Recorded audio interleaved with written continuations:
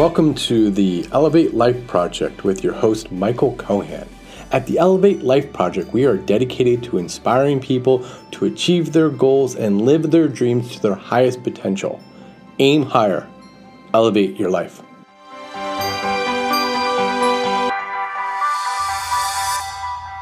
For about 15 years, I have been reading in the morning 2 books for about 15 years, the same 2 books every year. I read the Yoga Sutras of Patanjali and the Bhagavad Gita. And I have, at different points in my time, different relationships with these 2 books. Right now, a lot of times I want to take both books and throw them across the room because they really upset me and I get really frustrated with it. But I started the Yoga Sutras over again yesterday, and I read the second verse today. Yogas chitta vritti nirodha, right? Through the sensations of the fluctuation of the mind, one obtains the perfection of yoga.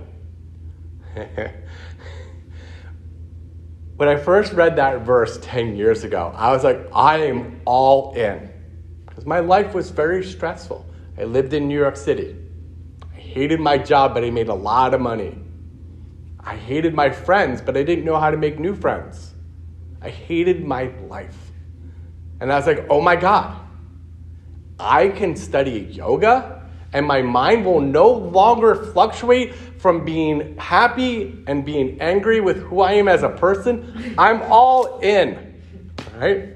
Quit my job, shave my head. Which one? And here's the problem.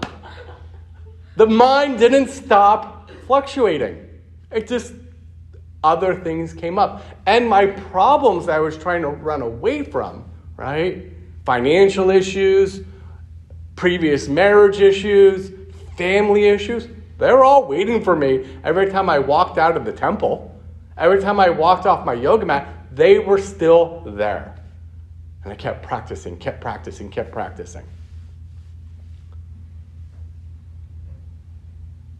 And then I came across psychology, right? Oh my God, I'm a yogi. The only wisdom I'm allowed to practice is from India and from the East. Buddhism, Hinduism, if it's anything from America or Europe, it's flawed.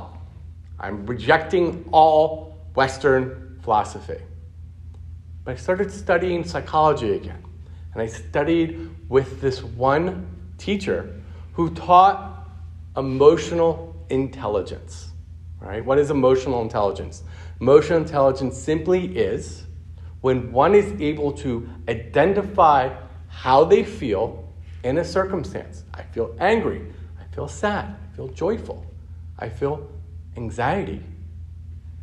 I can then use that to guide my thinking, to understand the circumstance that's causing the emotion, to then come up with the plan of action, whether it is to solve the problem or to be present in the moment, right? And my mind went, oh my God, I finally understand what this sutra is about. It is about the idea of where and what I focus my mind on. If I have anxiety, which we all have from time to time, more now than ever, I can choose to go towards that anxiety and dwell in that fear. The worst case scenario, perseverate over the things that are going to go wrong that I'm afraid of. Or I can choose to change my mindset through understanding how I feel and choose to go in the opposite direction and say, what if it's all going to work out? That is how I control the fluctuations of my mind. By choosing the direction I want it to go in. Sometimes I win, and some of my friends who I talk to regularly, sometimes I lose, right? Sometimes I call up one of my friends, I'm like, I have this underlying anxiety that's just been permeating for the week, and I can't get rid of it. And I'll have a friend that will talk to me about it, and then I'll feel better. Or my wife, right? It's how we choose to approach what is going on in our heart center and our mind. It's how we can slow down those sensations that we have in life. That is the yoga. It is as simple as that, but that doesn't mean it's easy, right? Complex is not always the right answer. And so sit up tall, close your eyes. Think about your life. Think about the fears that you have. Think about something in your life right now that you worry over.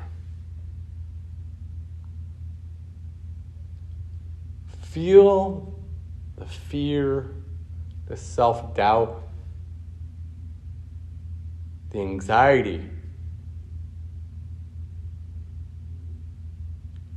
Now, imagine your life and how it would look if it all works out. What would that look like? How would that feel? How would your life look? How would you feel? How would that same worry change? And then bring your hands together to your heart center. And take a moment here to see if you can dedicate your practice to that idea that it will somehow work out, because it always does.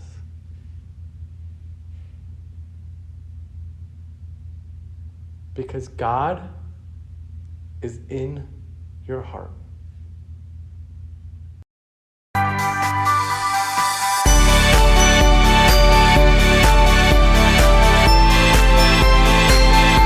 Thank you for listening to the Elevate Life Project. I hope you enjoyed this episode. If you like our show, please write us a review. By writing us a review, you will help raise our profile so more people can find our show. Links to our sponsors and other tools can be found in our show notes, along with other useful information. For more information on our coaching classes, please visit our website at elevatelifeproject.com and sign up for our newsletter. Remember, aim higher, elevate your life.